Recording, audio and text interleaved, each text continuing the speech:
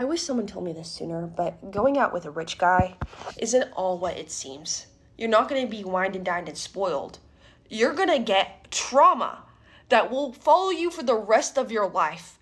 Because what I went through, I wouldn't wish on my worst enemy. Because I started talking to this guy who slid into my DMs, and now I normally wouldn't entertain this, but for him, I had to. Brad Pitt hot, pictures of traveling Porsches and yachts, and I won't lie, I wanted to be a part of that. So I say yes to going out with him.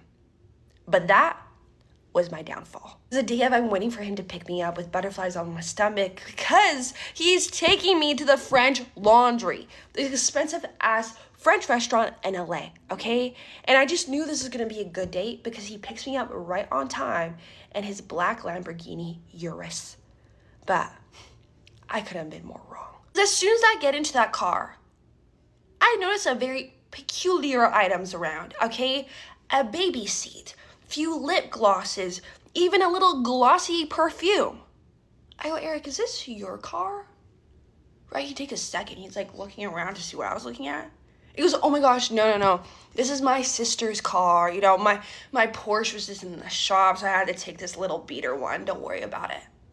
You know what? Maybe he was telling the truth because I don't know this man. But as we get closer and closer to the restaurant, all these red flags start popping up. Okay? Because I checked my makeup in the sun visor, but as soon as that thing pops down, tell me why a silver heart locket Tiffany's necklace falls from it. Now, I watched too many TikToks to know what this means, right? So I go, Eric, do you have a girlfriend or something? Because what is this? But immediately, okay, this man's first reaction is, oh my God, Jackie, stop being so crazy. I bought that for you. It's supposed to be a surprise. You know what? Maybe we shouldn't go on this date because I don't want people who don't trust me. I actually felt so bad, okay? This man gaslighted me so hard that I go, oh my gosh, I'm so sorry. That's not what I meant, okay? I just have trust issues. Like, please. It's like, fine. Put it on. I think it'll look great on you. But I shouldn't have been so naive, okay? Because we're almost at the restaurant, right? And we're actually having a good sort of conversation that I get all excited again to actually get to know this man, right? So we walk into the restaurant. He goes, table for two for Eric. And this is where everything goes downhill. Okay, because the hostess goes, yes, Mr. Eric, we're so happy to have you back. Is the missus with you? But before he could finish her sentence, okay, Eric goes, and she sees me standing behind him. Okay, she goes, oh. Yes. All right, let's head to your table. Okay? She looks so uncomfortable, and I really wish someone slapped some sense into me. Especially when we go sit down at this corner booth. He's just kind of looking at me, holding my hand. It was all very sweet until he opened up his mouth. He goes, wow, Jackie, I really don't ever go out with girls like you. What do you mean, right? And he hits me with this. He goes, you just have very, girl next door features. I normally go out with models, but you're just a lot less airbrush, rustic. Wow. What a very nice way to say that I look ugly. And sorry, I get a pimple once in a while, but at this point, I was just so hungry. I was focused on the food. The waiter comes over, right? He's like, what can I get you to? And I'm about to say the tagliatelle and the caviar, but Eric cuts me off and goes, yeah, she'll have the embonite salad and I'll have the Wagyu, please and thank you. Bitch. What the fuck? Are we in White Chicks? Okay, I was so over and done at this point. When the food comes, I start just chowing it down so I could leave, right? But I'm halfway through my little salad when I was ready to punch this man. As soon as we went to, poke the next piece of endive, he takes my plate and snatches it and puts it right next to him, far on the side of the table. I go, what are you doing? He goes, Jackie,